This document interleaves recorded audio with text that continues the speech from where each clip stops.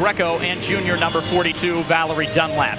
As the two teams get ready to take the floor for tonight's action, Justin, who are some key players that can shoot the ball outside the arc that we're keying in on tonight? Checking out our triple three-point shooters, Waynesburg. So many weapons from the outside, the Yellow Jackets. They're led by Hayden Giuliani, 42 of 96 on the season, 44% from beyond the arc. You have to get a hand in her face. And you really have to watch your perimeter defense around the Yellow Jackets because there's so many of them that can score from the outside. They'll bring them off the bench from the outside.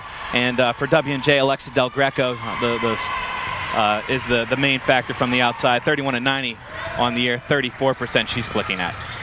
It's Waynesburg in black who comes up with the win on the tip-off, and there, Hayden Giuliani right out the gate, one of our triple three-point shooters. Connects from long distance, and it's 3-0 Waynesburg. Yeah, you like that, coming out shooting the basketball well on the road, and that's definitely something you like to see if you're Coach Jones. Right away, W&J answers back. That time, Chelsea Apke to the hole, 3-2. And she's going to be a big part of this game, and she's a huge part of any real success the Presidents have, along with Valerie Dunlap in the post. That's where W&J gets a lot of their points. Watch for Dunlap, Apke, and number 5, Becca Belhigh. Those three down low, they can just ruin opponents' front courts with their play. Giuliani, 2 for 2 to start the night. All 6 points for Waynesburg, 6-2. Now she's fired up, clapping her hands. Like the intensity early on from the Yellow Jackets, especially on defense here. Giuliani relatively undefended on both of those three-point attempts. She had a career high 28 against Thomas More, connected on 6 three-pointers in that game back in December. And right there she commits a personal, the first team foul for Waynesburg on the reach-in in the key. Now it'll go to Giuliani. Her first foul of the ball game. 18:51 to go. No clock available for us today, but we'll keep you posted on the time. And as always, our scoreboard down at the bottom of the shot. Valerie Dunlap misses that try, but it's rebounded by Becca Belhigh, and now out to Kara Seaman. 24 to shoot. Seaman puts one up, and she's fouled. Will go to the line for 2. Looks like Lauren Blair committed the foul there on the left block. It is indeed Blair, her first personal. Waynesburg second in a matter of seconds. And to the line now is Seaman. Seaman pretty good from the line, 78% on the season. That's a good mark in the conference. Seaman hits the first one, 5'7" senior for the Presidents. Second of 2, dances around the rim and falls. Now it's a 2-point game.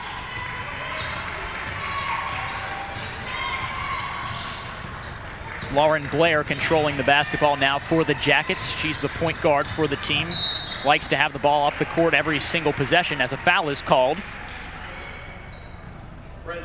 Stopping the clock with 18:26 left. That's on Del Greco. There you go. Del Greco, 1 foul for W&J, 2 for Waynesburg. Waynesburg's had 2 possessions, both of which have ended in 3-point tries by Hayden Giuliani. It's Becca Kerr with the ball on the right wing. 15 seconds to shoot. Kerr drives and is fouled, stopping the clock with 18:12 remaining. Foul that time on Kara Seaman. W&J foul number 3, Kara Seaman. And it'll be Kerr to bring the ball inbounds from the baseline left. Fresh shot clock, 30 seconds, 18:09 left. Waynesburg up 2. A turnover there by Kerr. And here comes Del Greco in transition. No numbers. She stops and kicks it over to Seaman on the right wing.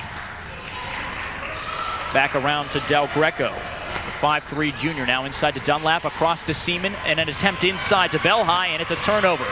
Blair has Hasek to her right, takes it to the left and throws one up, hits the bottom of the backboard. Ball goes out of bounds, last touched by Del Greco, who was fighting with Kerr for it on the near sideline, and Kerr will take it out of bounds right in front of the end of W&J's bench. Even though no rim on that shot, still plenty of time to shoot, 24 on the shot clock. Officials coming together to confer about something. 17:44 remaining in the first half. Waynesburg holding on to a 6-4 lead in the early goings. All 6 Waynesburg points from Hayden Giuliani, 2 from Kara Seaman for the Presidents, and a lay-in for Chelsea Apke. Kerr with it at the top of the arc, 11 to shoot. Around to Giuliani, can she go 3 for 3? No, she misses that one, and it's rebounded by Dunlap. Del Greco slashes to the paint and ties the score with a runner. 2 points for her, and here comes Becca Kerr trying to answer right away. Misses with the left hand, but it's rebounded by Sargent, who puts it up and finishes. That's one thing Waynesburg likes to do. They like to get out and run and beat the defense down the court. That time it was actually off a made shot by W&J, and Waynesburg just beat the President's defense down the court. Sargent was able to clean it up. 3 minutes in, the Yellow Jackets lead the Presidents 8-6 on the road as Kara Seaman drives and will go back to the line as Courtney Sargent commits her first personal.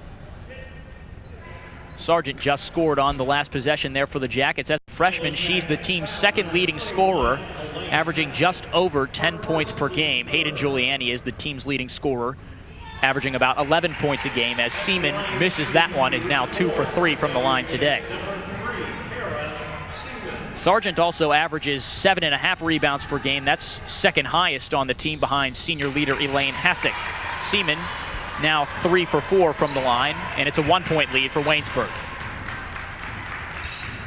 Well, the first 2-3 minutes of this game started out kind of like we thought it would be, a close game and a 1-point game so far. Steal by Dunlap results in a short corner shot for Del Greco. 4 for her, and W&J takes its first lead of the day. 9-8 is the score in favor of the home team in a game featuring two teams tied for third place in the PAC.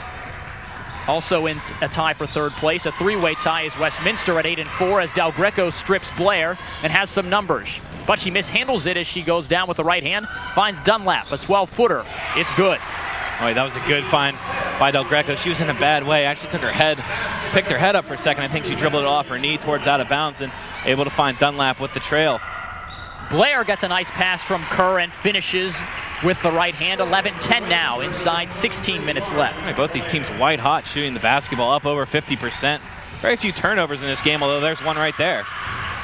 Kerr has an open path to the basket, makes it, and is fouled from behind by Kara Seaman. She'll go to the line for an and one. Just as I was going to say, there are very few turnovers. Running the floor was Rebecca Kerr, and she gets the payoff with the layup and potential three-point play upcoming. A couple of subs now as Blair and Hassick head to the bench for Waynesburg. Entering in, Heather Davis and Katie Gelman for the Jackets. Gelman a freshman, Davis a sophomore. Kerr misses the chance for an old school three-point play, but Waynesburg still leads by 1 now with 15:40 to go. 4 starters on either side have recorded points. For W&J, it's Belhigh who's the only one who hasn't scored. For Waynesburg, it's Hassick. A stoppage in play with 15:31 left on the clock, and Waynesburg leading by a point. That stoppage was a reset of the shot clock. Ball off the rim, and shot clock was ticking around 15 seconds, so they reset it to 26, and will inbound it from the baseline.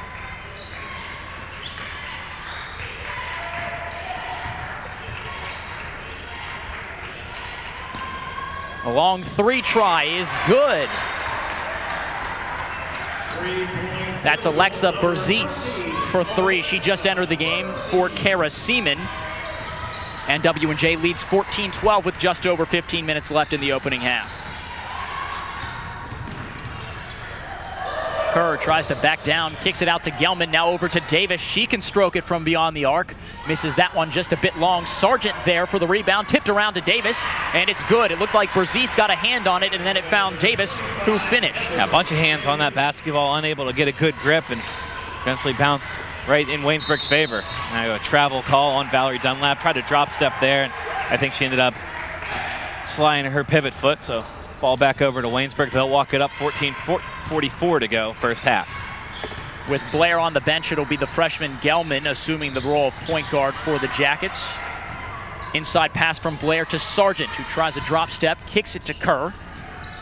Over to Gelman now, 13 seconds to shoot. Gelman around to Davis. And now inside to Sargent. Good defense applied by Valerie Dunlap, but a whistle stops play with 14:22 to go to call a foul on Dunlap. That's now Dunlap's first foul. Shot clock resets to 15 seconds. I think they may have called a kick ball on her. I think one official signaled foul, the other one signaled kick ball. I think we had a kick before there was a foul. You're right, no more team fouls were added as Sargent misses, gets a second chance, and puts it away. 4 now for her, and Waynesburg back up by 2. So far, 3 team fouls either way. As it's Brzezis with it, looks at a shot from the left elbow. That one's a bit long. And a foul is called on Becca Belhigh. Trying to go over the top. Kerr had her boxed out. And it'll be Waynesburg ball with 14 minutes left in the first half. Kerr now checks out. Entering is Brooke Simons, a sophomore guard for the Jackets. Simons, Bobby, Blair, and Davis all make up that power sophomore class for the Jackets. All 4 of them saw significant time last season and are seeing significant minutes again as sophomores. You like that when you can have sophomores playing and contributing significant minutes. You know, that's a class that's only going to get stronger. A lot of youth in the backcourt for the Yellow Jackets, but I like some of their players. I think they're going to be solid college careers when it's all said and done. Another layup for Courtney Sargent. She now has 6. Give credit to the substitute Simons for finding her with a great pass across the key that let Sargent finish easily. Dunlap now tries to answer back and is fouled by Sargent. That's going to be her 2nd foul. Dunlap going to the line for 2. Talk about the youth, Justin, of Waynesburg's team. You know, last season, as all 4 of those players we just mentioned were freshmen, as Dunlap makes the first of 2 free throws, and a couple of subs come in for Waynesburg. That's Rachel Lovely and Haley Delaney. All 4 of those current sophomores got a lot of time along with some seniors last year like Brittany Spencer, Jessie Dreyer, and Paige Pierce. Coach Jones used a platoon substitution method that got 5 subs in and 5 subs out every couple of minutes because he thought that the team's speed and depth were its 2 biggest strengths. That time a turnover will give the ball back to W&J with 13:19 left on the clock, and Waynesburg leading by 3. Checking on a score that's of significance to this game. Bethany all over Westminster early, 20-9. Westminster also tied with these 2 teams at 8-4 in the conference. They just scored a big win on Saturday over St. Vincent, looking to ride that momentum. But right now, Bethany just sank another 3-pointer. They're up 23-9 now. Dunlap there missed. Kerr gets, that's Blair who got it in transition, tried to find Simons, but she has it swatted away. And up the court comes Erin Lavery. 3-point attempt from Brzezis. That one's good. That's her 2nd 3. She now has equaled Hayden Giuliani's output early on in this game. Both of them lead all scorers with 6 points. Also up there with 6 is Sargent for Waynesburg. It's tied at 18 with 12.5 minutes left in the first half as W&J now tries a 2-3 zone against Waynesburg. In the corner for 3 is Davis. That one's short and rebounded by Lavery, who has Brzezis on the wing. She'll pull it out. No, kicks it inside. That's Apke, tries to finish underneath and is fouled by Davis. Apke trying to make her own space on the right side of that hoop. Didn't really find any. Davis all over her back, so went underneath, and Davis hacking her from the other side of the hoop. You know, W&J going with that 2-3, and we'll see what happens when they go back down the other end. But to play against a team like Waynesburg, if you're going to play zone defense, you really have to extend it, get those defenders out along the perimeter because they'll shoot it over that zone and sometimes be pretty successful with it. Apke hits the first of 2, giving W&J the lead again as Tori Bishop checks in for Dunlap. Clock currently situated at 12 minutes, 9 seconds left in the opening period. Here's the 2nd of 2 from Apke. She misses that one. W&J still has a 1-point lead as Blair crosses midcourt. Blair, a 25-footer. That one's off the back of the iron. Touched by Brzezis and kept in possession of W&J. Del Greco with it now, setting up the offense. She has Brzezis now over to Lavery. Back to Brzezis. She'll look at another 3. That one's long and goes over the backboard and will be Waynesburg ball. So now Brzezis finally misses her first 3-point shot. And Hassick checks in for Davis for Waynesburg. 11:40 left in the first half. W&J up 19-18.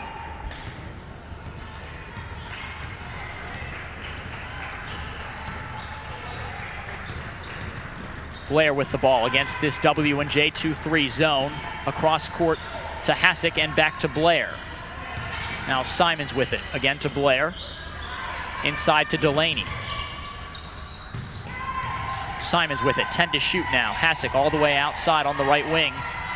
Blair with 5 to shoot. Now Delaney, who turns and shoots a three, misses it, and it's rebounded by Apke, who is immediately fouled by Simon, stopping the clock with 11:08 left.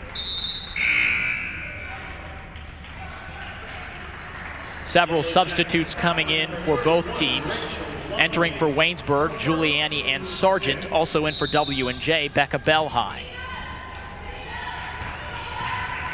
W&J leading by 1 in a game of a couple of teams tied for 3rd place in the PAC, along with Westminster, all situated at 8 and 4 in the conference. Inside to Belhigh, across to Bishop. Bishop mishandles it. It was last touched by Sargent, and it will stay W&J ball. But wait, we've got a conference here between a couple of officials, and they changed the call, saying it's Waynesburg ball. It didn't touch, it looked to me that it touched Bishop last, not Sargent. And so it's Waynesburg ball. That was a good job of getting together and asking each other what the other one saw. A good job officiating down there. Don't normally see that a whole lot of change of the call like that. But they got it right that time. It favored Waynesburg, who has been having trouble generating some offense in the last couple of possessions against this 2-3 zone of W&J that has really slowed the offensive tempo down. 8 to shoot. Giuliani, she loves to shoot from long range, misses that one. She's now 2 for 4. But it's a rebound by Sargent and a restart for the Jackets. Wait, we'll stop with a timeout here called by head coach Sam Jones, a 30-second timeout. Clock is stopped with about 10.5 minutes left. And we'll take a quick break with W&J leading 19-18 here on the PAC Sports Network. Bankruptcy myths busted. Bankruptcy is just another word for failure. It's for deadbeats. The typical person filing for bankruptcy is 38, middle class, and educated. Over 90% of bankruptcies are traceable to job loss, illness, or divorce, factors largely out of anyone's control. Myth busted. Bankruptcy myths busted. Brought to you by Foster Law Offices. Call today to schedule a free consultation and sleep better tonight. Waynesburg trailing W&J on the road 19-18 and resetting here as Elaine Hassick fires a three. It's no good. Waynesburg has missed its last 4, at least its last 4 3-point attempts unofficially, and it's going to be W&J ball after its last touch by a Jacket on the baseline. Out of bounds to W&J. Del Greco crossing midcourt with W&J leading by a point. Yeah, Waynesburg now 2 of 8 from 3. I think they hit their first 2, if I remember right. So that would be 6 in a row. I share Good. that same memory, Justin, as Belhigh hits for 2. 21-18 is the score now. Hayden Giuliani opened up the scoring for Waynesburg with a couple of quick 3-pointers, and ever since then, Waynesburg has been 0 for 6. And this 2-3 zone is not giving Waynesburg much inside. Everything's coming from the outside as Giuliani strokes one from 18 feet, getting Waynesburg back on the scoreboard 21-20 now. Well, where the Yellow Jackets really benefited early on was that dribble penetration, and that defense would collapse and then it would open up the outside. With that zone defense, they're not penetrating as effectively or really even trying to penetrate at this point. So it's kind of a perimeter game in terms of where the basketball is on offense for Waynesburg. Brazis had a drive to the hole but missed. In transition comes Giuliani, and she's fouled. Leave the foul coming on Becca Belhigh. That would be her first. President's foul on number 5, Becca Belhigh. That's the 15th foul for W&J. Waynesburg has 6 currently. Giuliani to the line with a chance to give Waynesburg the lead. She does tie the score with that first free throw. Yellow Jackets, number 12, Hayden Giuliani. Quick correction to a previous stat. That's the second personal on Belhigh. Still W&J's 15th foul. As Valerie Dunlap checks into the game along with Taylor Cortazzo is who's checking in for W&J as well with her. Giuliani, the second of 2, and that one's good, giving Waynesburg the lead once again. It's been a tightly contested ball game thus far. Justin Piles going back and forth, several lead changes. Yeah, largest lead for Waynesburg was 4, and that was in the first minute of the game. W&J's largest lead, just 3 points. Del Greco gives W&J the lead right back. She now has 6 points tonight. The Presidents seem to be switching the defense up just a little bit, going back to man here with a 1-point lead. 15 to shoot as Giuliani has it and gives it to Hassick. in the corner. Now all the way out to Blair with 10 to shoot. Davis has it. Back to Blair with 6 to shoot now. To Davis, 4 to shoot.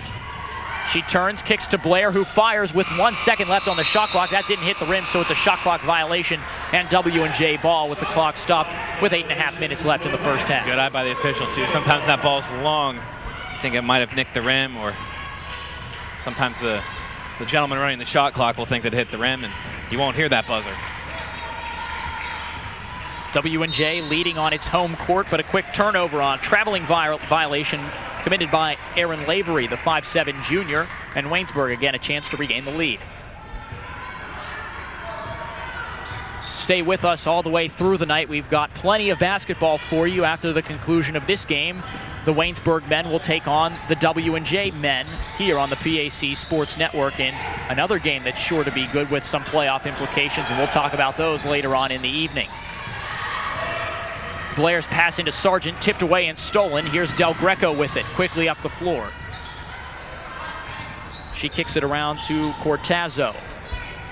Shot up but missed. A couple of players chasing after it. The ball goes out of bounds. Last touched by a President. It looked like Apke was in the vicinity of that ball, chasing against Blair. Blair checks out of the game, as does Elaine Hassick. Katie Gelman checks in, and so does Becca Kerr. 7:40 and counting remaining in the first half. W&J holding on to a 1-point lead currently. Keep an eye on that Bethany-Westminster game, too. Bethany's doubled up Westminster, 36-18. Bison just have 4 wins this year. Westminster 11-8, 8-4 in the conference. So that's a mild upset, to say the least, if that keeps up the way it's going. And it would certainly help if that score stays throughout the night. It would certainly help the winner of this game, who would then have sole possession of third place, as Valerie Dunlap finishes. That's her 5th point.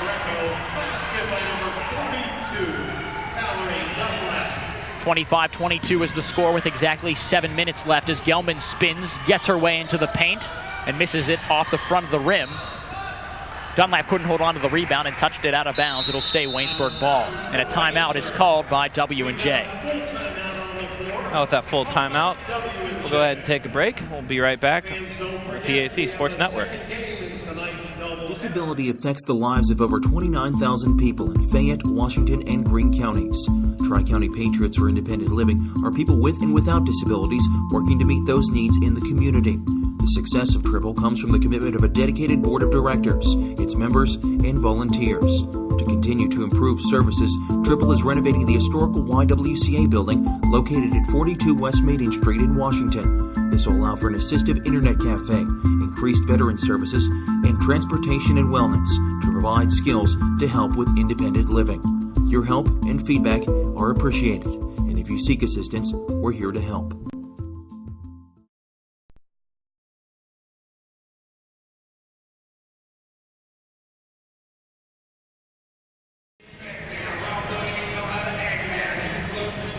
(25-22) is the score with 6:54 remaining. W&J leading.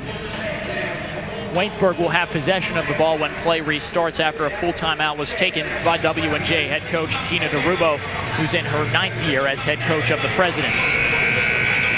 On the other side, it's Sam Jones in his 6th year as coach of the Yellow Jackets. His best season came a couple of years ago when Waynesburg won an ECAC title. Kerr to bring it in for Waynesburg. A fresh shot clock awaits the Jackets, who mishandle the ball, and it's a jump ball called as Sargent and Dunlap dive after it, and it'll be W&J ball. Jump ball goes to W&J. Apke set to bring it in, and it's Del Greco working against some token full court pressure from the Yellow Jackets. Del Greco gives it to Cortazzo. All the way around on the other side, it's Apke. Foul called away from the ball on Waynesburg's, I believe that was on Giuliani. Yes, it was on Hayden Giuliani. That's her 2nd foul. Stopping the clock with 6:34 to go. That's Waynesburg's seventh team foul committed, so to the line for a 1-and-1 is Dunlap. Hasek back in for Giuliani. She'll sit with those 2 fouls, 6:34 to go in the first half.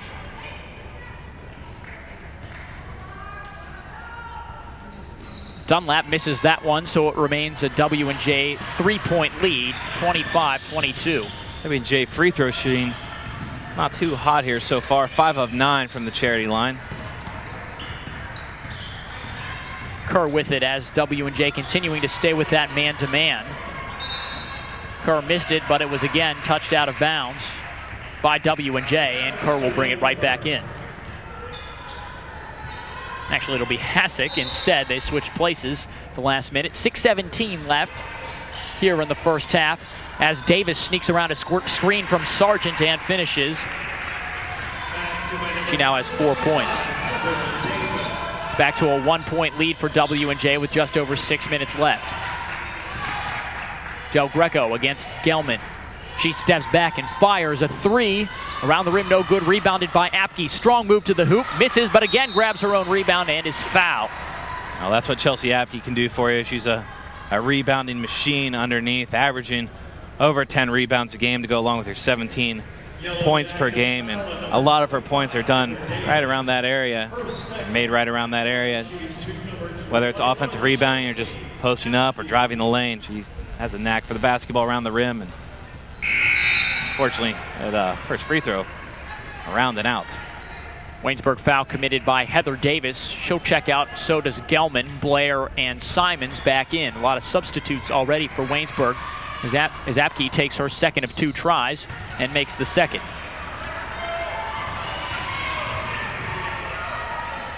Four points now for her, and W&J leads by 2.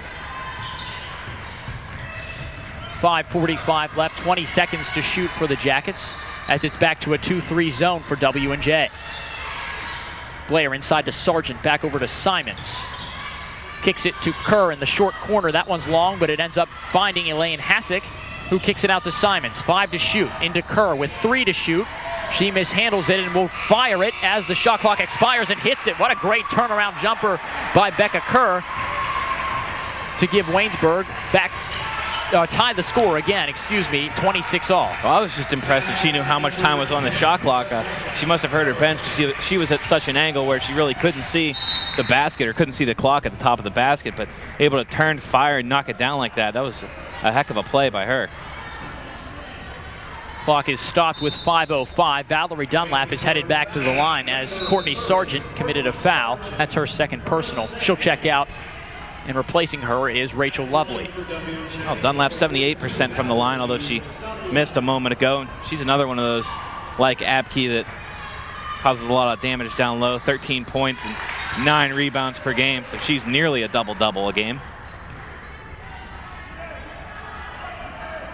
W&J averages 3 scorers in double figures as Dunlap hit the first free throw and missed the second, rebounded by Lovely. Those players are Apke with about 17 points a game, Belheim with just over 14, and then Dunlap with 13 points a game.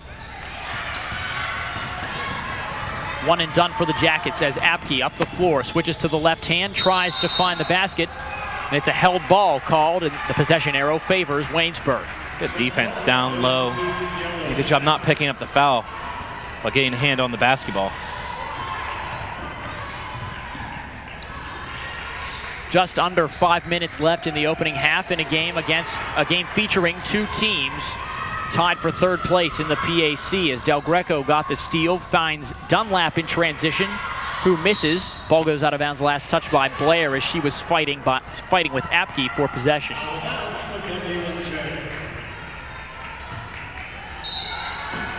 Berzis to bring it in on baseline right for W&J. It's a cross court to Del Greco for 3, no good, and rebounded by Simons for Waynesburg. 4.5 minutes left in the first half. Waynesburg, again, a chance to regain the lead, trailing by 1 against W&J. Kerr slicing through the zone, giving it to Lovely. Now inside to Simons, and she mishandles it and kicks it out of bounds. 4:11 left, W&J still leads by 1. Now this has been neck and neck all game, and I presume there's no one seems to have a run in them. coming up. So I expect a tight game throughout the rest of this half and maybe heading into the second half. Again, Waynesburg's largest lead, just 4 points. W&J's just 3, and can't tell you the number of lead changes and ties that we've had in this game, but they are plentiful. Berzis with 12 to shoot, trying to find some space on the perimeter. Gives it to Del Greco, who has Dunlap posting up. 6 to shoot. Dunlap, the bunny hook, no good. And it's rebounded again by Simons. 3:40 to go in the first half. Kerr gets it on the wing and goes inside to Lovely. Back to Simons. An 18-footer is good. Brooke Simons has allowed Waynesburg to regain the lead with her first 2 points of the night. 3:30 left in the first half. These two teams met back on January 8th with Waynesburg winning at home 77-67. In that game, Waynesburg stormed out to a 19-4 lead. This game's a whole lot different than that one with all this back and forth scoring as Apke again gives W&J the lead.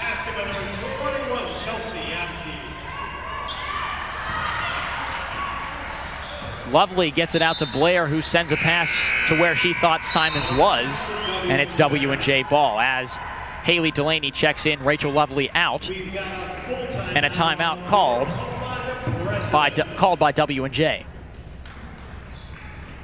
The score is W&J 29, Waynesburg 28 with exactly 3 minutes left. As the teams take a break, we'll take one too here on the PAC Sports Network.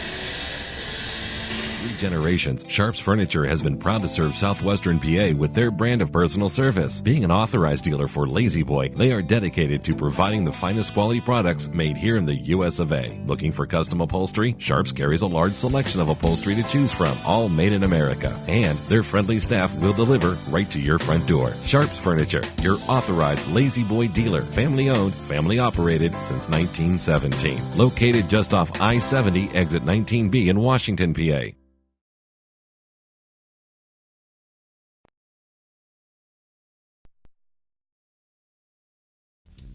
When you are in need of fast, affordable, and professional voiceovers, contact TimeAd Productions. TimeAd Productions offers voice services for business presentations, documentary narrations, radio, television, imaging, and commercials, movie trailers, corporate phone systems, websites, audiobooks, and more. Visit or contact us online at www.timeadproductions.com. There's exactly 3 minutes left in this back and forth battle between a couple of teams tied for third place in the PAC. Currently the score is Washington and Jefferson 29, Waynesburg 28, and it's the Presidents in possession of the basketball right now with Berzis over to Del Greco and inside to Dunlap. Back out to Berzis for 3, no good. She connected on her first 2 threes but has been cold ever since. And Waynesburg again a chance to regain the lead as Blair finds Kerr, who finishes but traveled first. Stays 29-28 with about 2.5 left in the first half. Oh, Waynesburg offense in spurts, they've been good tonight, but from the outside after hitting the first 2, now 8 in a row that they have missed. So just 2 of 10, 20%. W&J a little bit better, not as many attempts, 2 of 6, 33%. So outside shots, most or all of those really made in the first couple moments of this game. Seaman just checked into the game, tried an alley-oop to Apke, who gets it inside to Dunlap, who doesn't finish but is fouled and will go to the line. That's the 10th team foul for Waynesburg. And you can see a big discrepancy in free throws, and that's because of the physicality of W&J down low, whether it's Apke or Dunlap. They've combined for 9. This is the 10th between the two. Valerie Dunlap now 3 of 6 at the line. Increase the lead to 30-28, but W&J 8 of 14 from the line, and Waynesburg just 2 makes on 3 attempts. Dunlap 2 for 2 that time. W&J's lead is now 3. Before that last shot, Mara Bobby checked in for the Yellow Jackets, and taking a seat was Becca Kerr. Blair tries an inside pass to Hasek, who then turns it over, attempting to find Simons. Here's Berzis in transition, kicks it out to Seaman. She can't end the 3-point scoring drought we've seen over the course of the last 5 or 10 minutes maybe, and a foul is called, giving Waynesburg the ball. 16 fouls now for W&J, who leads by 3. That foul committed by Taylor Cortazzo. That's her first personal. Under 2 minutes left, Waynesburg trailing by 3. Could tie the score, but that would mean ending a long scoring drought from beyond the perimeter. Bobby with it, over to Haley Delaney, now Blair with 15 to shoot. And it's not like they're forcing shots up from the outside. They are available to take, and they're doing a good job of taking them. Nice shot there off the rim. Another open opportunity there for Elaine Hassick from the wing. And Hassick likes to take that short corner shot. That time it didn't go from 15 feet. And W&J a chance to build on its lead before halftime. Minute 20 left, 15 to shoot. As it's Seaman with it. Skip pass to Apke, who tries a ball fake, then pulls up for the jumper. That would have been a long two, but it's no good, and rebounded by Mara Bobby. Bobby quickly up the court, no help though. You like the decision there. She did not have numbers, so pulled up. Delaney didn't make a good decision and turned it over. That one is a transition layup for Cortazzo, her first two. And it's 33-28 with just under a minute left as Delaney stumbles through the paint and misses a layup. And a foul is called in the backcourt as Dunlap secures the rebound. She'll go to the line to shoot two. It's a costly backcourt foul against Waynesburg there that is just immediately sends W&J the entire length of the floor from one side, from one key to the other, as Dunlap will go right to the stripe. And 47 seconds remain. W&J enjoying their largest lead of the game, up 5 points. Like you said, Nick, you really don't like that foul. Essentially 100 feet away from the basket, but it happened, and Dunlap, after a cold streak from the line, she's now 3 of her last 3. Seaman and Apke out, Del Greco and Berzis in. Dunlap a chance to extend the lead to 7 for the Presidents inside the final minute of the half. This one rims out. A lot of bodies flying. Delaney went down first. Berzis followed. I think we've got a foul coming on Berzis. Yes, we do. That's her first personal, W&J's 7th team foul. And so Waynesburg committed a foul 100 feet away from their hoop, or the hoop they're defending, I should say. And now W&J does it the exact same thing, trying to secure a rebound after a free throw. Apke checking right back in, and so does Seaman. Out Cortazzo and Del Greco, who also just checked in for the Presidents. This will be a 1-and-1 opportunity for Haley Delaney.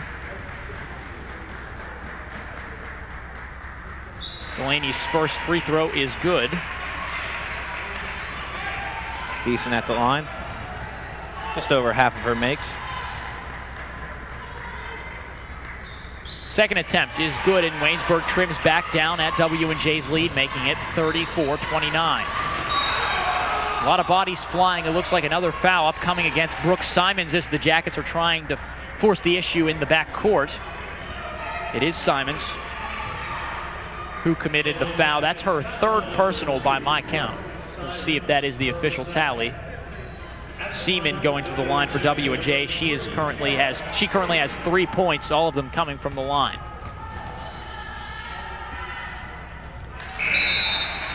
Seaman's first is good. Lots of subs coming in. Cortazzo in for W&J. Kerr in for Waynesburg. Taking a seat is Simons, who actually only has 2 fouls.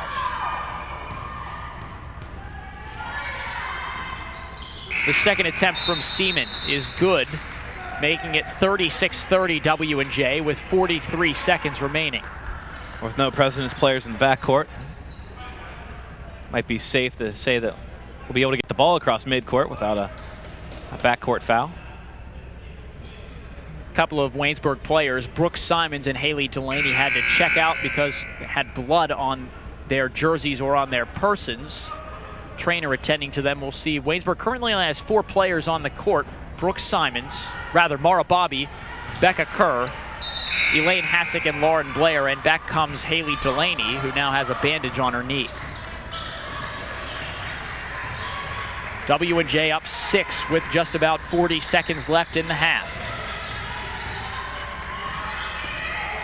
Interior pass stolen away by Lavery, and Del Greco intelligently slows it up as there's about a 1 second differential between game clock and shot clock. And W&J has a perfect opportunity here to extend its lead and take the last shot of the first half.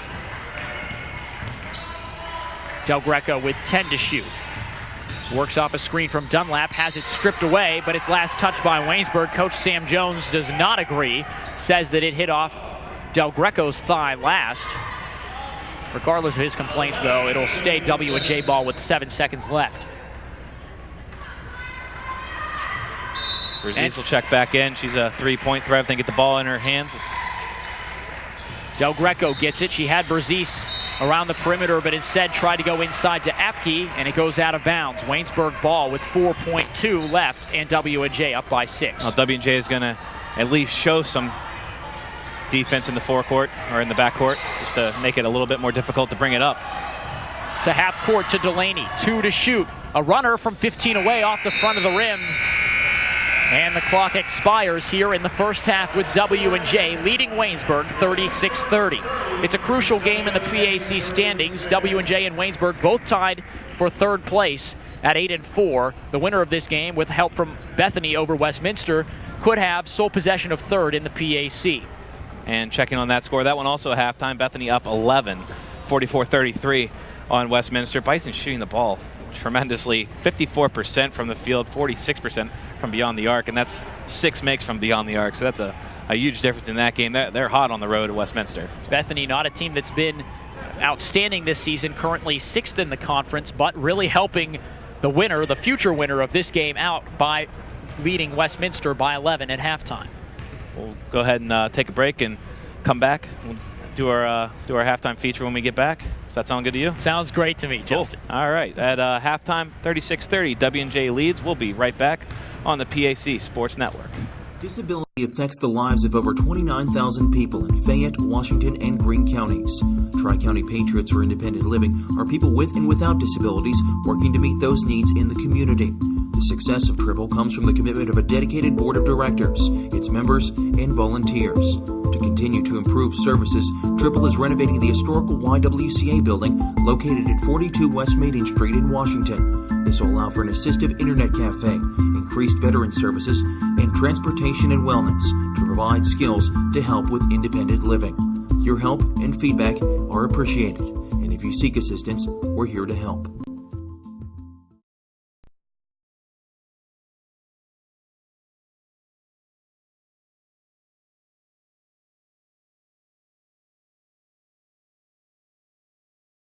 Bankruptcy myths. Busted. Bankruptcy is just another word for failure. It's for deadbeats. The typical person filing for bankruptcy is 38, middle class, and educated. Over 90% of bankruptcies are traceable to job loss, illness, or divorce, factors largely out of anyone's control. Myth. Busted. Bankruptcy myths. Busted. Brought to you by Foster Law Offices. Call today to schedule a free consultation and sleep better tonight. When you are in need of fast, affordable, and professional voiceovers, contact TimeAd Productions. TimeAd Productions offers voice services for business presentations, documentary narrations, radio, television, imaging, and commercials, movie trailers, corporate phone systems, websites, audiobooks, and more. Visit or contact us online at www.timeadproductions.com.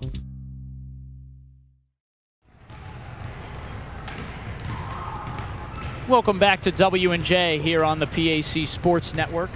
Currently, Waynesburg is trailing the host Presidents 36-30. And while this is a big season for Waynesburg basketball, not necessarily because either the men's or women's team is setting the world on fire. Both teams are currently situated in the middle of the PAC in both respective conferences. But Waynesburg came back to play on a new floor at the Rudy Marisa Fieldhouse this season.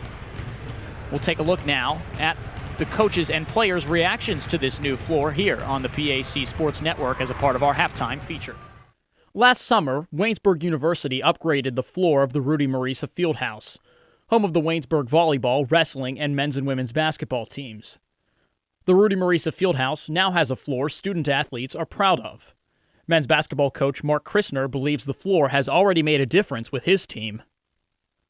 Well, I think the biggest thing is that you see that the administration from the president on down is making a investment in our team and an investment in the women's team and volleyball and wrestling, and I think that's exciting.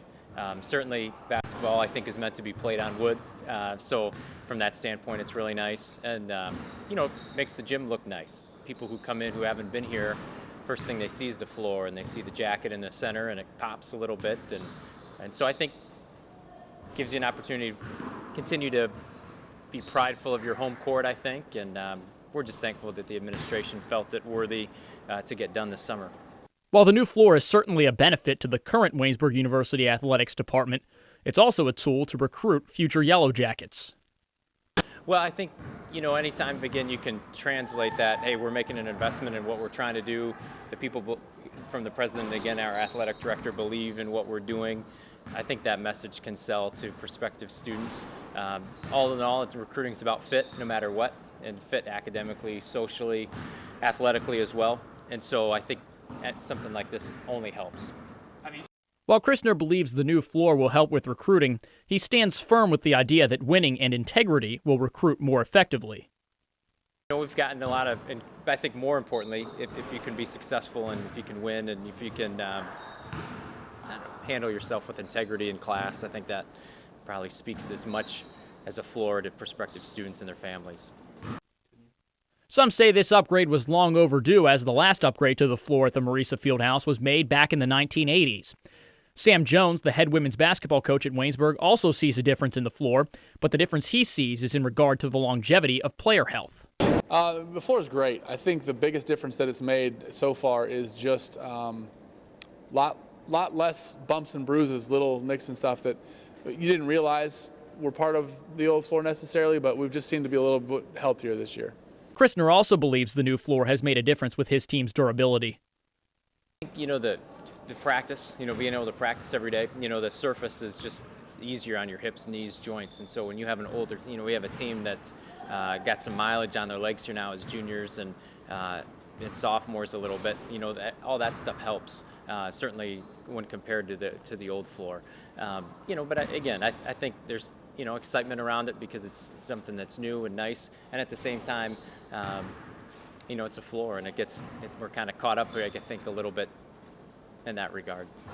The Rudy Marisa Fieldhouse was the only gymnasium in the President's Athletic Conference to not have a hardwood surface before this renovation took place. With the change to hardwood, both Jones and Christner believe it brings Waynesburg closer to the top of the conference in terms of facilities. I've always said we've had a great facility. And, the old floor, it wasn't my favorite, but it was what we had, and we lived with it, and we've done a nice job, obviously, recruiting with it because we have great players on our team. But yeah, I think it ups the quality of our gym and definitely moves us towards the top of the conference as far as facility.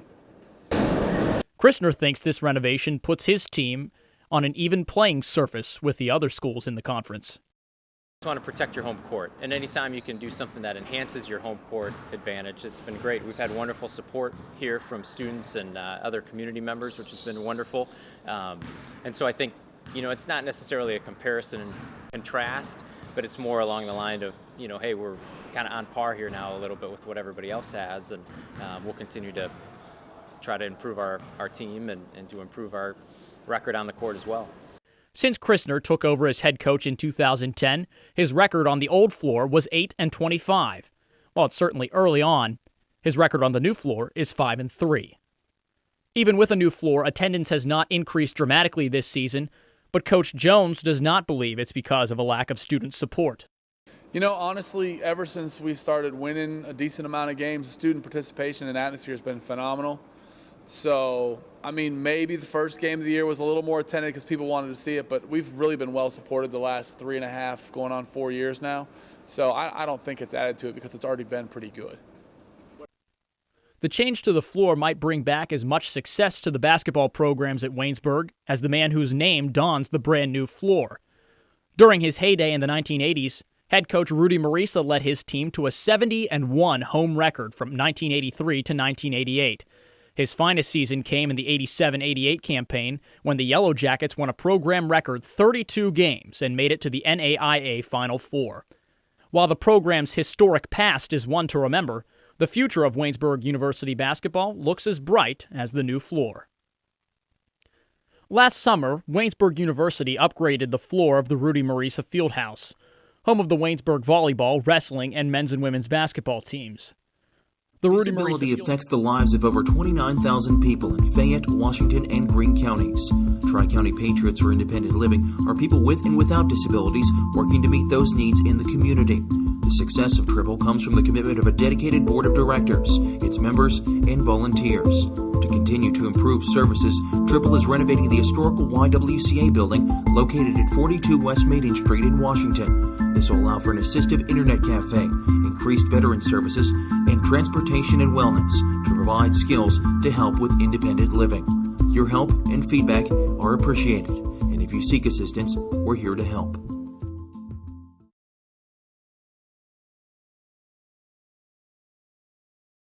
Bankruptcy myths busted. Bankruptcy is just another word for failure. It's for deadbeats. The typical person filing for bankruptcy is 38, middle class, and educated. Over 90% of bankruptcies are traceable to job loss, illness, or divorce, factors largely out of anyone's control. Myth busted. Bankruptcy myths busted. Brought to you by Foster Law Offices. Call today to schedule a free consultation and sleep better tonight.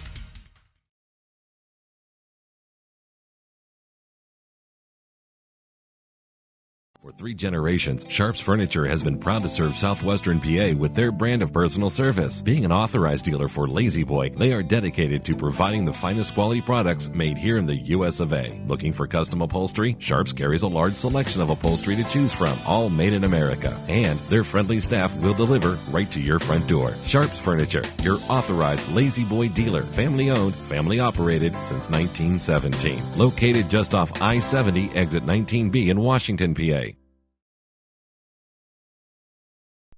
When you're seriously in debt, you know that feeling. It returns every time the phone rings. Things are out of control. A job you were counting on didn't come through, or you got sick. No matter how it got to this point, your creditors don't care or understand, but I do. It's not too late. I can help. If you're embarrassed, overwhelmed, or frustrated, don't be. I'm not here to judge. I'm here to help, and you do need help. Please call me. There is a way out, and I'll get you there.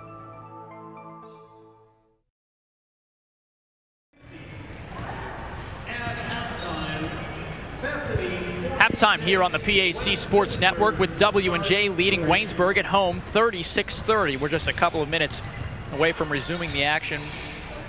Before we get to talking some stats with my partner Justin Piles and camera person Caitlin Edwards, I'd like to give a special thank you to some of the students out at Waynesburg University who helped put that halftime feature together. Craig Milko, the producer and editor, and also Andrew Stanko and Alfonso Ferrari interviewed a couple of the coaches and put together the script. Thanks all, gentlemen, for your involvement. The Waynesburg University Sports Network has done plenty of great things over the course of the past couple of years, and they are continuing to do great things. We thank you for your help in helping the PAC Sports Network have a halftime feature this evening. Yeah, absolutely. And I actually, I was looking over the summer. Didn't get to go down there and see any of it, but I was checking out Mark Christner's Twitter account. He had a lot of pictures and different thoughts and tweets about how that floor was coming in. And it seemed like everybody down there was pretty excited about having a wooden floor like everywhere else in the conference. And something new is always exciting, and to have that down there, it looked great when it went in, and it looks great now that people are playing on it. It's an amazing surface to play on, an amazing surface to see as a visitor of the university or as a spectator at a game. It also looks pretty good on TV too, so that's also an added bonus. But there's more important business to attend to on a different floor here, as a couple of teams tied for third place in the PAC are duking it out here at the Henry Memorial Center. Waynesburg opened up the game with some quick scoring from Hayden Giuliani. His largest lead of the day was a 6-2 lead early on, and then after that it was really back and forth until we got to this 6-point lead for W&J at halftime.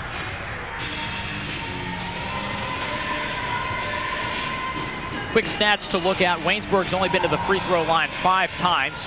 The team is shooting 4 for 5 from the charity stripe. W&J went to the line 19 shots in the first half, made 12 of those 19. Also, a key note for Waynesburg, the turnovers, 14 of those in the first half, whereas W&J only committed 7. W&J got plenty of transition points or scored after those turnovers that Waynesburg committed. That's kind of helped them gain a little bit of breathing room as we headed into the locker room, though it's not really, I guess I shouldn't say breathing room, because this one with a couple of Giuliani threes or some buckets by Sargent or Davis for the Jackets, it could be right back to a tie game or even a Waynesburg lead. And a lot of those 14 turnovers were forced in the half-court set. W&J showed a little bit of press, but they really weren't getting turnovers or causing turnovers. Off of that, it was more stepping into passing lanes, grabbing rebounds or taking away would-be rebounds from Waynesburg, just being a little more physical on some of those loose balls, some of those fights for those 50-50 balls. And then, like I was saying, stepping in the passing lanes. I think of a couple times where a Waynesburg player would drive and either try and kick or try and drop it off behind, and there'd be a W&J defender right in the path going the other direction. But it kind of indicative of this entire game. You look up and down the stat sheet, and not one stat stands out. Points in the paint, pretty much dead even. Off turnovers, pretty much dead even. Second chance points, bench points, exactly 8 and 8. There's not a whole lot of leeway or breathing room, like you said, between these two teams. W&J enjoying this lead right now on their home floor, but this is going to be a win that either team is going to have to work for here in the second half. It's not going to be just a show up and play. I expect another physical half, maybe even more so as the second half starts here. Waynesburg did have some breathing room the last time these two teams met after jumping out to an early 19-4 lead. Waynesburg eventually won that one 77-67. W&J, though, leads the all-time series 37-14, but Waynesburg has won 7 of the last 8 games. Play restarts with W&J leading 36-30 here in the second half. So one final quick note, Waynesburg leads the rebounding margin 21-17, but Chelsea Apke has 7 rebounds to herself. Nearly one half of W&J's total output. She might be on her way to a double-double tonight with those 7 rebounds and 6 points so far. W&J electing to go with man-to-man defense to start the half as Becca Kerr receives a cross-court pass from Lauren Blair. Now it's Hasek with 7 to shoot off the front of the rim, but rebounded by Hayden Giuliani, and she scores. Giuliani now 12 points on the night, the only player in double figures. Well, she grabbed the first points of the game and picks up the first points here in the second half. And W&J immediately answers. Becca Belhigh down low.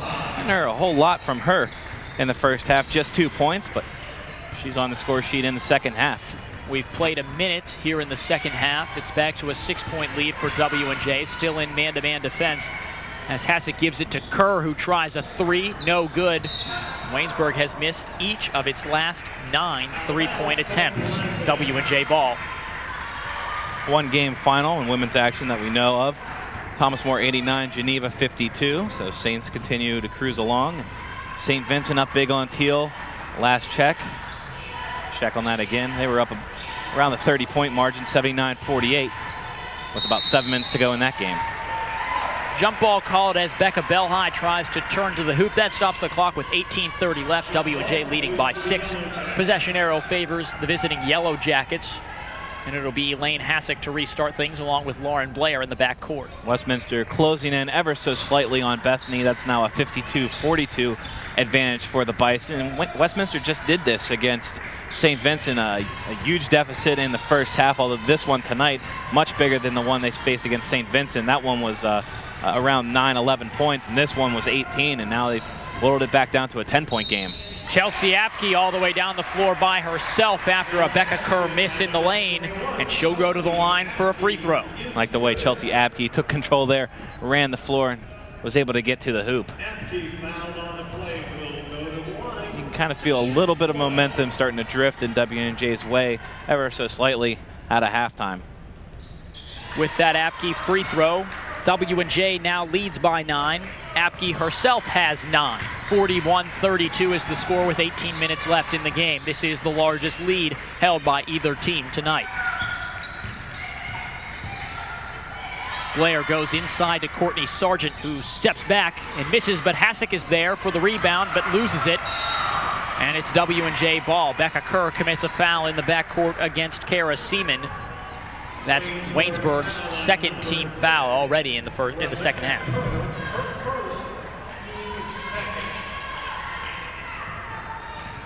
Seaman to bring it up court for W&J. Waynesburg playing man-to-man defense, trailing by 9. Kerr tries to swipe it away as Belhigh maintains possession. Now gives it to Seaman.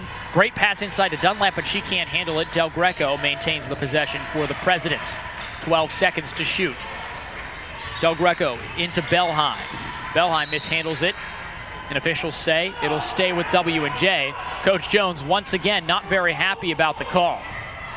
Now 8 to shoot on the shot clock. Presidents have a little bit of time, but can't really stand around a whole lot.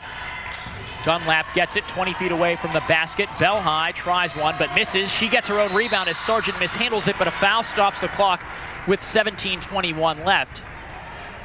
Wait to see what the official ruling is. Looks like it's going to stay W&J ball. Yes, it is a foul on Courtney Sargent. It's a tough foul on Sargent. On the ground, just wrestling for the basketball. Looked like, if anything, it could have gone the other way, although I don't know that that was a call that needed to be made there. It's a costly foul for Sargent as it's her third, as another foul is called. This time it's on W&J's Valerie Dunlap. So it's Waynesburg ball. That's W&J's first team foul of the second half.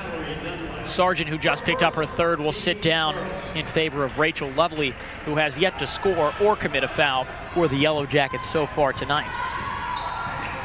Lovely does have one rebound to her credit.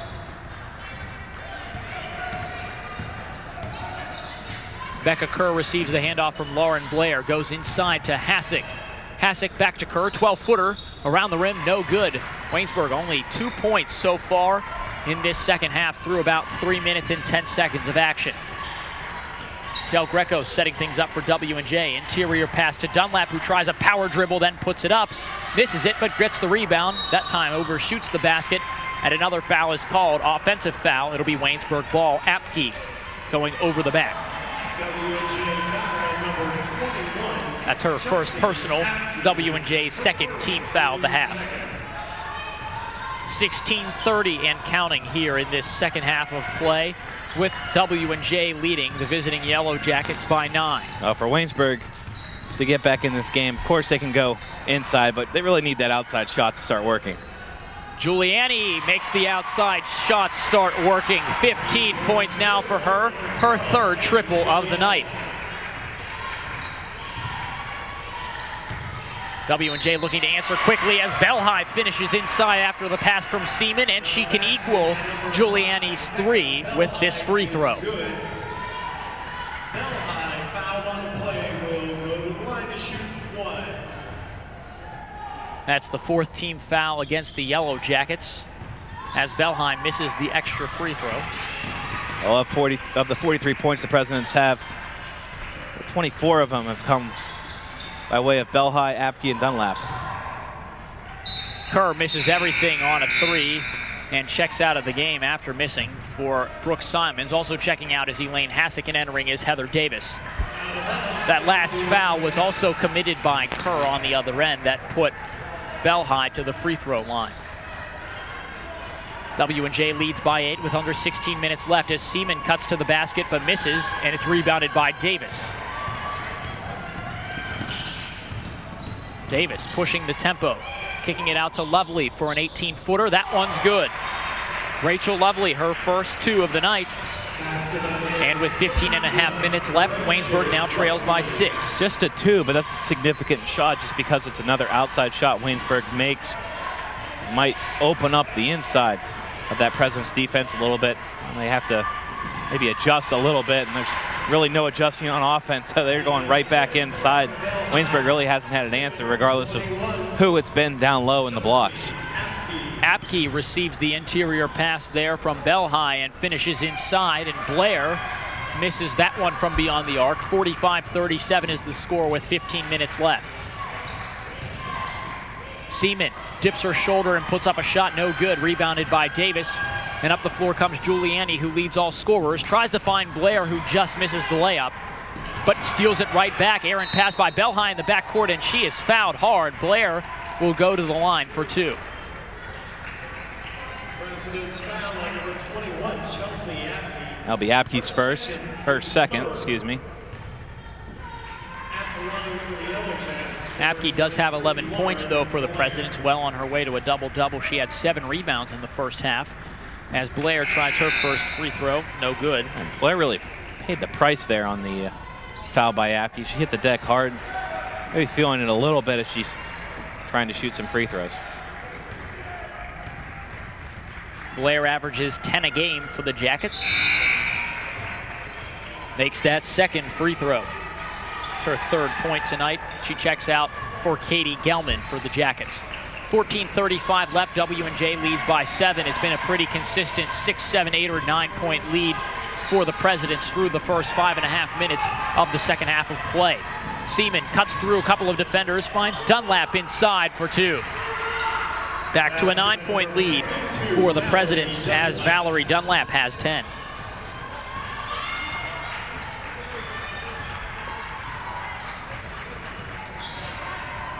Gelman with it far, far away from the hoop, setting up the offense for the Jackets. Now she cuts in and receives a great pass from Brooke Simons. That's the second great pass we've seen from Simons, setting up a teammate inside, and Gelman makes it a 7-point game again. Yeah, great job, great execution by the Jackets.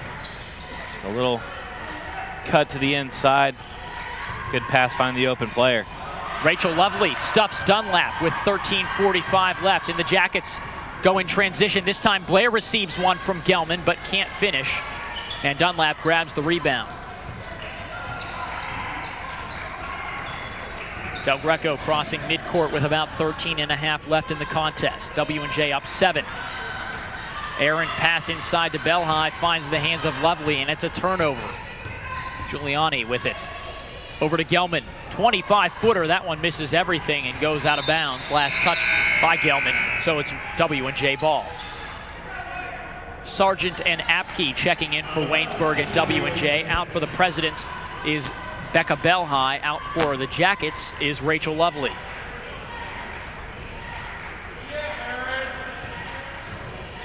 It's 47-40 with just over 13 minutes left in a game featuring a couple of teams tied for third place in the PAC. If the Bethany-Westminster game stays as it is, the winner of this contest will have sole possession of third place in the PAC after all said and done here, as Apke couldn't handle that last pass, so it's Waynesburg ball. Westminster still trying to creep in against the Bison. Cut it to 5 points, cut it to 7 points on numerous occasions, but got it all the way down to 5 points, and now it's back to a 9-point game with 10.5 minutes to go. Bethany clinging to a 60-51 lead. That's on the road at Westminster. Good passing from the Jackets, finds Sargent inside. She splits a couple of Presidents and finishes 47-42 with 12:35 left. 8 points now for the freshman Sargent. And on the other end, it looks like it was Sargent who committed a foul on Dunlap. 15th foul for Waynesburg. Sorry about that. We talked about Thomas More with their victory earlier today. St. Vincent equals them with a win, so they'll keep pace with the Saints. So top 2 with wins. It was Sargent who committed the foul. That's her 4th personal. She checked out of the game as Apke kisses one off the glass with the right hand. That was a 89-59 game. I just exited out of the window, but I think that's what the final score was. St. Vincent commanding win over Teal. And W&J's offense, they're just working it inside every time. They're with Apke again on that last possession, but it doesn't matter if it's Apke or Belhigh or Dunlap. They're just, or sometimes it's Seaman on a drive. They're just attacking the rim. Really not finding much resistance. They're missing some shots, but not a whole lot of resistance in getting to the rim. Lavery committed a foul, allowing the Jackets to keep possession. Heather Davis drains one from beyond the arc. 7 now for her. Davis a little fired up after that one. It's now a 4-point lead. This is the slimmest the margin has been since halftime. And a charging foul is called as Apke drives against Heather Davis. 5th team foul for W&J.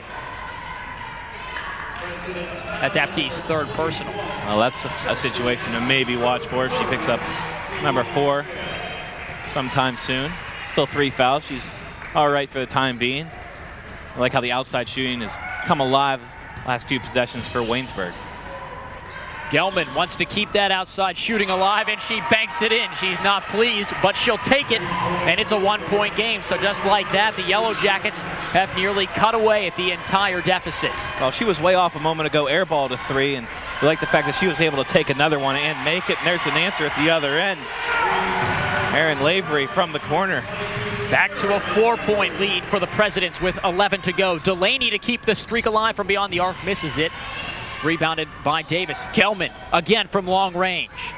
No good. Lavery has it with the defensive rebound and crosses midcourt herself. Jackets perhaps getting a little greedy from beyond the arc now after seeing a couple go in that maybe probably shouldn't, especially that Gelman one that banked in. But it counts either way. 52-48 is the score. 14 to shoot for the Presidents as Apke finds Dunlap inside and is fouled. Yeah, even through a double team, Valerie Dunlap able to secure that basketball and get the foul call on a Yellow Jacket down there. It was Delaney who committed the foul, stopping the clock with 10:38 to go and sending Valerie Dunlap back to a place she's become quite familiar with throughout the course of this game, the free throw line. She makes the first one. Yeah, she's now shot 10 free throws, connected on 6 of them. 54-48 is the score as Dunlap goes 2 for 2 from the line. And a timeout taken by Washington and Jefferson. That's really where the discrepancy's been in this game, is at the free throw line. It's a 6-point game right now. W&J shot 21 free throws compared to just 7 for Waynesburg, and that's because they're working the ball down low and they're getting more looks at the basket down low, and when you get the ball down low, that's where your fouls typically come and free throw opportunities come. So they've made W&J's knocked down 15 of theirs, Waynesburg 5 free throws, so 10-point discrepancy, and you have a 6-point game. So doing good work down low when they're not scoring points in the paint, at least getting to the line and being able to have a productive possession. That's really been the design of the W&J offense, but a huge emphasis on that here in the second half, where they sort of pulled away and then now just trying to get back on track with this 6-point lead. A moment ago, W&J was clinging to a 1-point lead. Now there's a bit more space between the two teams with 10.5 minutes to go. Heather Davis with it. Now over to Brooke Simons. It's Simons, Davis, Gelman, Delaney, and Giuliani in for Waynesburg right now. 10 seconds to shoot as Giuliani enters the key, misses that one. Ball tipped around and Giuliani comes up with it on the right wing. Fresh shot clock, 10:10 left in the game. Gelman calls out the play, finds Davis, now Delaney.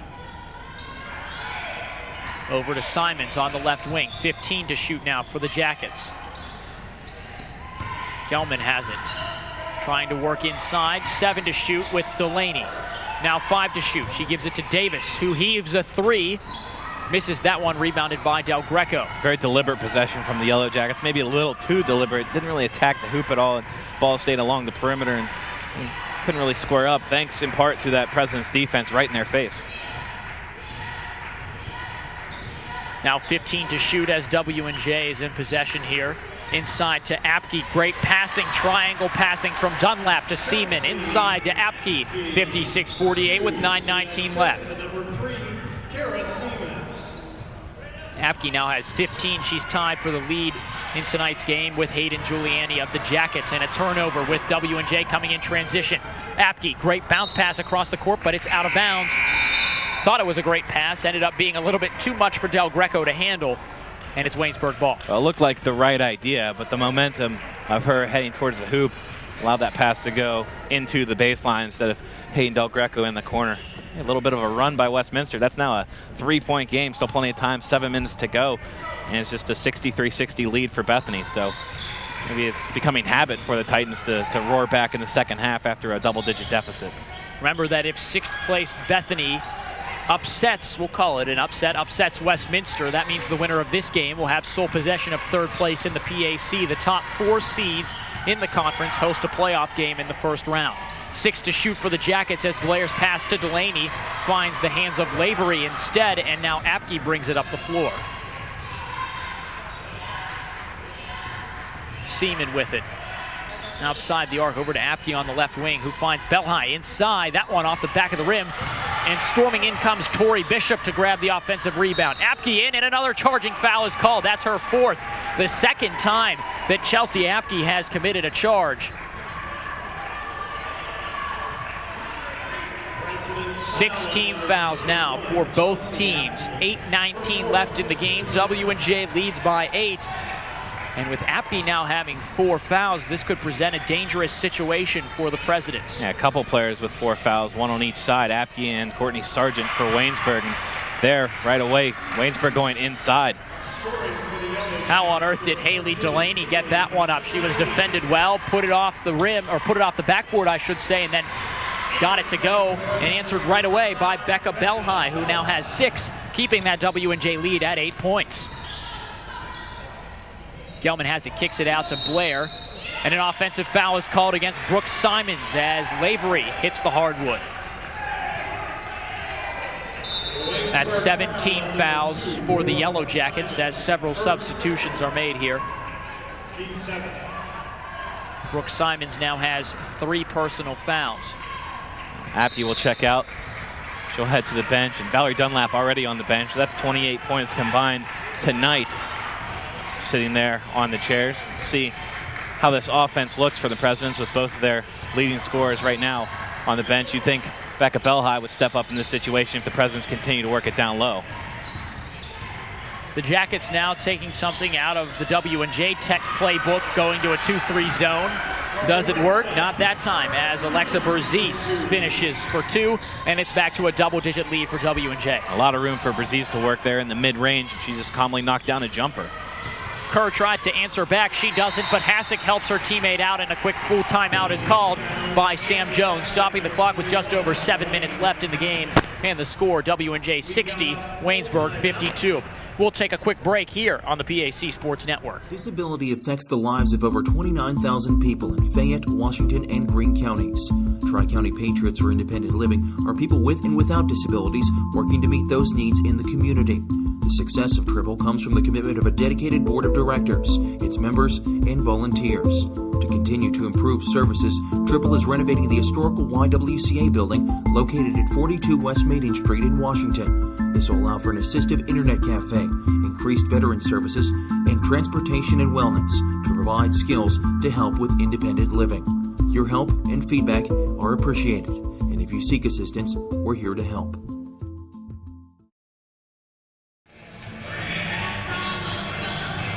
W&J has held on to the lead in this game for the entire 12 minutes and 55 seconds we've played here in the second half. There was a 6-point lead at halftime for the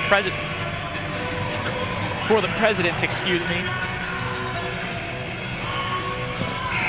who now leads 60-52 with 7:05 left. Can you try to save my life, Justin? I think I'm having a little bit of trouble talking right now. No problem. You got to watch out when you start eating bugles. That's right. It's a dangerous snack. Got the halftime munchies. Got some bugles from the vending machine, and they're out to kill me now with 7 minutes to go. This game's been quite entertaining, though, with the lead changing back and forth in the first half, but W&J able to hold on to it for the entire second half. Belhigh, a 15-footer to put it back to double digits, misses it, tipped around. Belhigh gets the rebound and misses a second time. But it stays with W&J as Berzis grabs the offensive board, gets it down to Tori Bishop, who was wide open but mishandled it. 20 seconds to shoot after all this, though, so W&J has plenty of time for our true possession. Belhigh fires from 20 feet and finishes. 62-52 is the score. Kind of a frantic possession by W&J, but able to make something out of it. Belhigh calmly knocking down something from the wing, and it's back to a double-digit lead. 6:10 now to go, second half. It's been like this for a while. W&J trying to pull away, and Waynesburg won't let them. Waynesburg did have the lead trimmed down to 1 a few moments ago, but W&J quickly put it back out to 8 as Katie Gelman fires a long 3. She's only made 1 of those tonight, though she's attempted quite a few. Offensive rebound there by Becca Kerr. Waynesburg's 2 hottest hands are not on the floor right now as Kara Seaman commits a foul against Haley Delaney. That's Seaman's second personal, and will send Delaney to the line for a 1-and-1 as both teams have now committed exactly 17 fouls.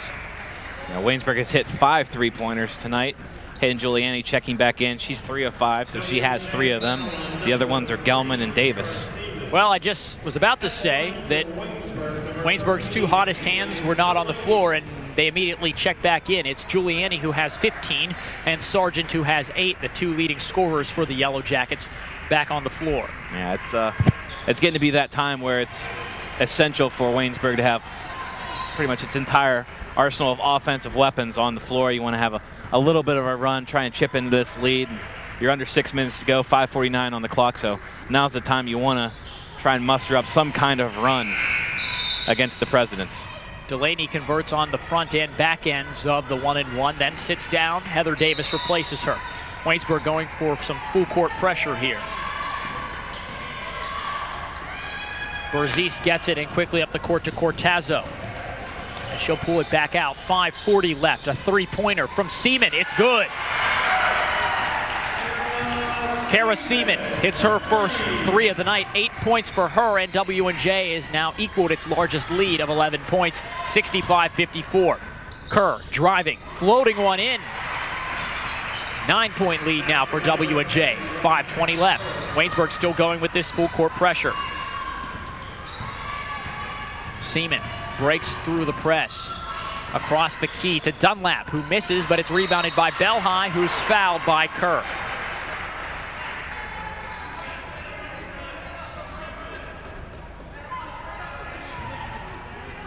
Belhigh has 8 points tonight. She shoots 70% on the season from the charity stripe. That's Kerr's third personal foul. Waynesburg now has 18 fouls, W&J 7. Belhigh's first attempt, no good. Chelsea Apke returns with those 4 fouls, something to keep an eye on. But again, W&J has the advantage of, even though she's in the game with 4 fouls, they do have the lead. Both Apke and Sargent have 4 team fouls. Valerie Dunlap there committing a foul. That's her second personal. 8th team foul for W&J. Both teams now have committed 8 team fouls. That will send Sargent to the line.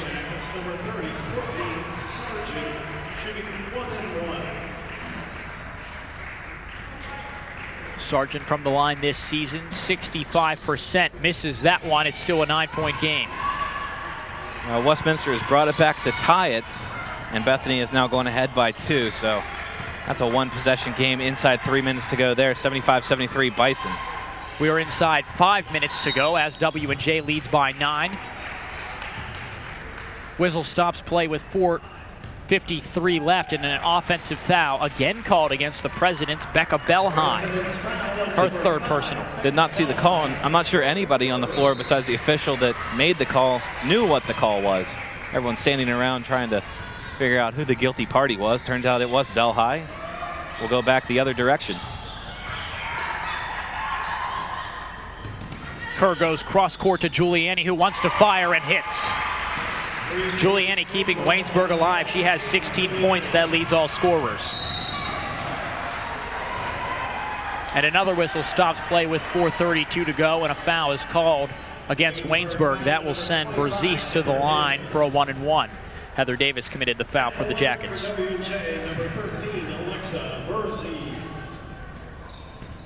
Berzis misses the front end. 65-59 is the score. 6-point game.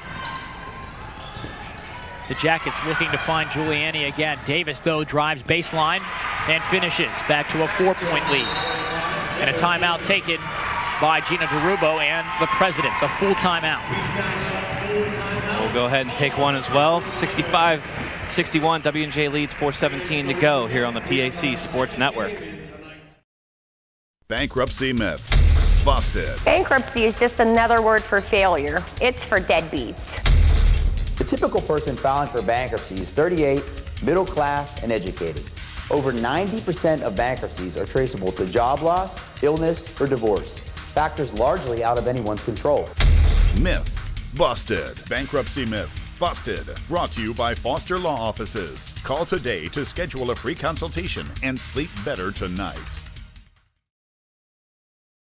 For 3 generations, Sharps Furniture has been proud to serve Southwestern PA with their brand of personal service. Being an authorized dealer for Lazy Boy, they are dedicated to providing the finest quality products made here in the US of A. Looking for custom upholstery? Sharps carries a large selection of upholstery to choose from, all made in America. And their friendly staff will deliver right to your front door. Sharps Furniture, your authorized Lazy Boy dealer. Family owned, family operated since 1917. Located just off I-70, exit 19B in Washington, PA.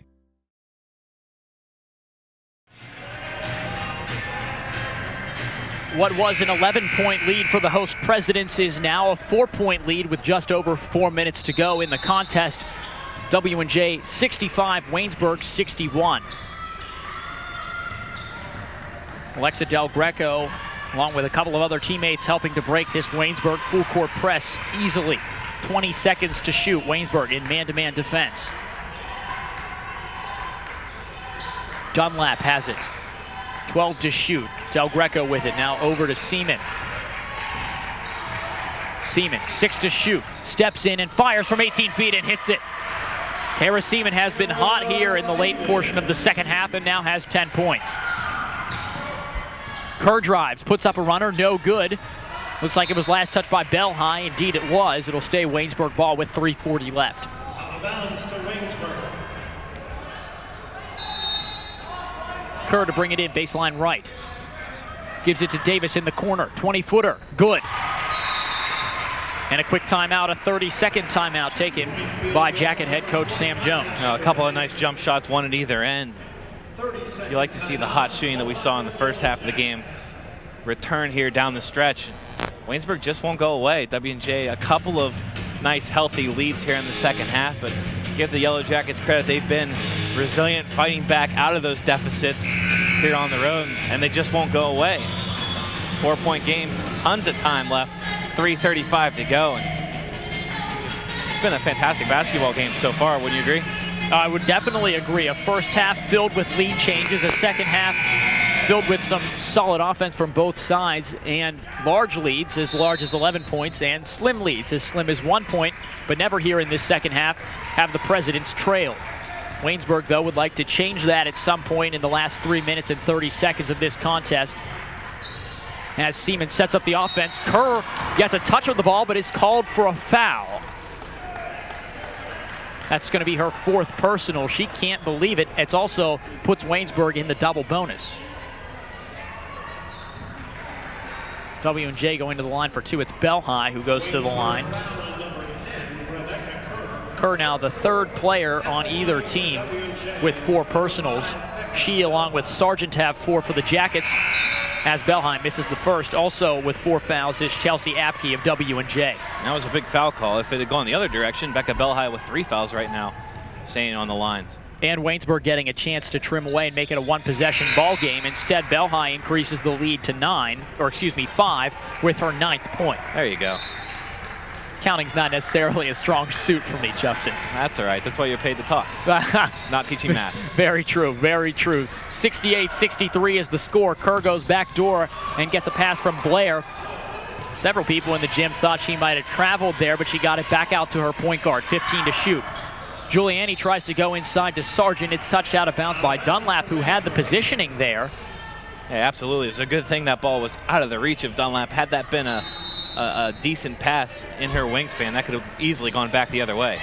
Problem in the first half for the Jackets was turnovers, recording twice as many turnovers as W&J, as Blair fires a 3, misses, but Kerr gets the rebound instead, now quickly turns it over. And here's Alexa Del Greco with it. Ball knocked out of bounds by Blair, and it'll stay with W&J. Out of bounds to W&J. Bellhigh back into the game, checking out for the Presidents, Cortazzo. Full court press again for Waynesburg inside the final 3 minutes. W&J leading by 5. Waynesburg not really doing much with this full court pressure after the inbounds pass. Just letting Seaman walk up the floor with the ball. Seaman gets a great screen from Dunlap, now kicks it out to Del Greco, who has 10 to shoot. W&J using every second of the shot clock, now 4 to shoot. Del Greco up, misses. Apke had a chance for the rebound, but instead just slapped the ball out of bounds, and it'll be Waynesburg ball with 2:27 to go, and the Presidents up 5. Bellhigh checks out of the game. Back in is Cortazzo, a bit of offense and defense for the Presidents.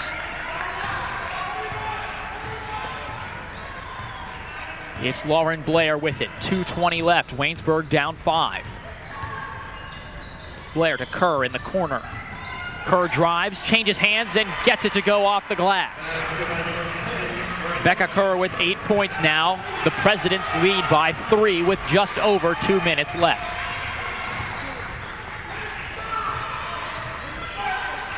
Seaman with it now. Del Greco, 20 seconds to shoot. Back to Seaman, looks at a 3 off the back of the rim. Rebounded by Lauren Blair. It's a 1-possession game. Potentially the Yellow Jackets could tie the score here. Don't necessarily need a 3, but if you're W&J, you need to watch out for Hayden Giuliani. Davis has it, goes inside to Sargent. Again, it's tipped away by Valerie Dunlap, out of bounds. Dunlap doing a great job of defending Sargent here, not making it very, very difficult to get the ball into one of Waynesburg's top scorers. Davis, a 25-footer. That one is short and rebounded by Chelsea Apke.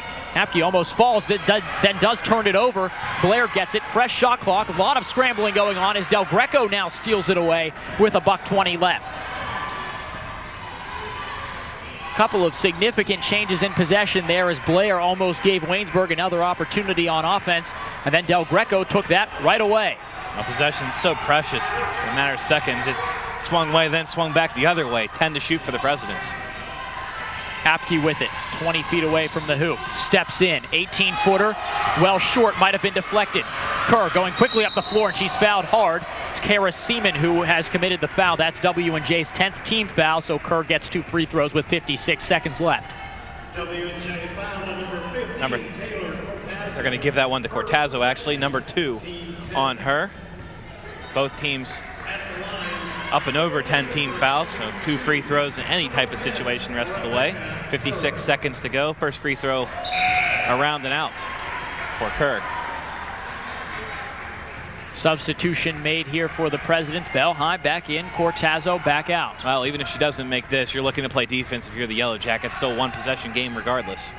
Kerr misses again, but Davis gets the offensive rebound. Another big possession here for the Jackets. Blair from 25 feet away, well short. Sargent tries to save it, but it ends up in the hands of Apke. About a 17-second differential between game clock and shot clock. 40 seconds and counting. And again, you're playing defense, but there's a foul by Giuliani, and it'll send Seaman to the line. Perhaps some questionable decision-making over the course of the last few possessions for the Yellow Jackets, trying to heave up some long threes instead of trying to get solid chances inside from 15 feet or closer, because even though it is a 1-possession game with a 3 can tie the score, Waynesburg has been relatively cold from beyond the arc, and all those misses certainly aren't helping the Jackets' cause, as Seaman has just extended the lead to 4, making it a 2-possession game again. Yeah, at this point on offense, you're just looking for points, and again, with this situation, a 4 or 5 if she makes this point game. 4-point game, you're again just looking for points coming down the other end, some kind of quick opportunity, and we'll talk about it a little bit as Sam Jones just called timeout for Waynesburg. But you're looking for just some kind of opportunity to attack the rim very quickly, and upon a made shot, you can certainly set up a press and perhaps pressure the ball, get a turnover in the backcourt. The score is 69-65 with 35 seconds to go. W&J has led throughout the second half in its entirety. Also led by 6 points at halftime. Waynesburg led early on in the contest and split the lead back and forth with W&J throughout the course of that first half until the Presidents started to pull away at halftime. Remember the significance of today's game. The winner of this one, with the help of Bethany, which is what might happen here with about 8 seconds left. Bethany leads Westminster 83-78, so what that means is, if that is the final result, which it now, no, there's 3 seconds left now, we're getting there, but the winner of this game with a Westminster loss will stay in 3rd place in the PAC, alone in 3rd place. Top 4 teams in the conference get a home playoff game. The loser would also stay in a tie for 4th then with Westminster at 8-5 in the conference. And neither of these teams really wants to be in that 4th slot, or really any team wants to be in that 4th or 5th slot if they can help it, to avoid Thomas More, the top seed, as long as possible. It's looking like it will be Thomas More, but you definitely want that home playoff game if you can in the top 4. Then you want to, your next step is to try and avoid the Saints as long as possible. 30 seconds left. Kerr drives to the bucket, misses it, and Apke's there for the rebound. That might be the end of things here with 20 seconds to go. Apke has a chance now to put 2 more points on the board, make it a 6-point game. These free throws are crucial. Well, it all depends on the free throw shooting for W&J. It certainly looks dire at this point for Waynesburg, but still, even if she makes these, it's only a 2-possession game. A hit of a 3 or maybe a free throw that doesn't fall for W&J. Haven't shot it terrifically from the field today, or from the free throw line. 17 of 30 collectively. Apke 3 of 5. Apke's first is good. Well, 16 points to go along with 11 rebounds now. Another double-double for her. Terrific night. Apke leads the Presidents in scoring tonight. Now has 17 as she connects on both free throws. That matches her season average. Davis has it with 20 to go. She kicks it out to Hasek. Long three off the front of the rim, rebounded by Valerie Dunlap. 12 seconds left and a foul committed by Hayden Giuliani on Kara Seaman. And now this, one more free throw, should do it for the Presidents. There you go. I didn't want you to get ahead of yourself before, just in case. But you were right on top of things. And now this, she can connect on just one of these. It'll make it a 3-possession game and very difficult for Waynesburg. Starting at a 6-point deficit, now 7. After Seaman sinks the first free throw. One more upcoming. W&J trying to exact revenge for an earlier matchup between the two teams as Seaman goes 2 for 2. Great free throw shooting down the stretch for the Presidents, who fell at Waynesburg earlier this season, 77-67. Davis for 3, no good. Rebounded by Apke with 3 seconds left. Loose ball, whistle stops with exactly 1 second to go. The possession arrow favors W&J, and that should do it here. And to clean up things once we go final, Bethany has defeated Westminster 85-78, so you can fix up your standings as you need to. The winner of this game which will be W&J as the buzzer sounds, will be in sole possession of 3rd place in the conference. So the final score is W&J 73, Waynesburg 65. The Jackets won the first meeting between these two teams. W&J exacts revenge on its home court. And now W&J improves. W&J improves to 9-4 in the conference, 14-6 overall. Waynesburg drops into a tie for 4th place with Westminster at 8-5 in the conference, and now a 500, 10-10 overall. We'll take a quick break on the PAC Sports Network, and then we'll come back and name our Foster Law Office's player of the game. Disability affects the lives of over 29,000 people in Fayette, Washington, and Greene counties. Tri-County Patriots for Independent Living are people with and without disabilities working to meet those needs in the community. The success of Triple comes from the commitment of a dedicated board of directors, its members, and volunteers. To continue to improve services, Triple is renovating the historical YWCA building located at 42 West Maiden Street in Washington. This will allow for an assistive internet cafe, increased veteran services, and transportation and wellness to provide skills to help with independent living. Your help and feedback are appreciated, and if you seek assistance, we're here to help.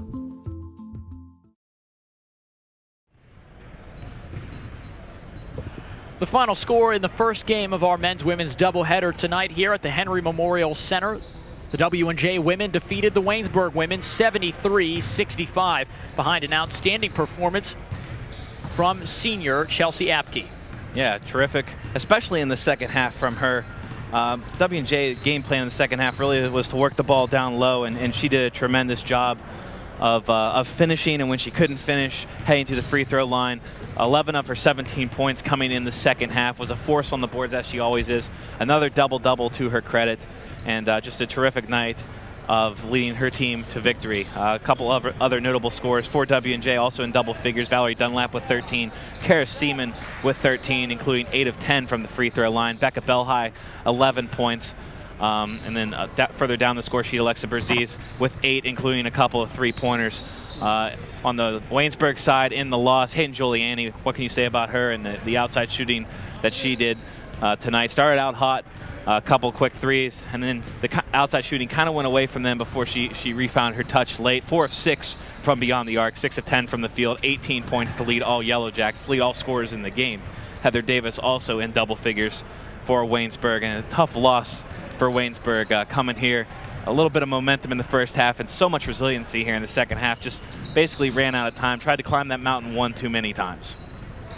W&J led for the entire second half. Waynesburg did trim the lead down to 1 point at one time late in the half, but W&J able to gain some space once again and end up winning by 8. So congratulations to the Presidents, the winners of this crucial PAC game, and congratulations to Chelsea Apke, our Foster Law Office's player of the game.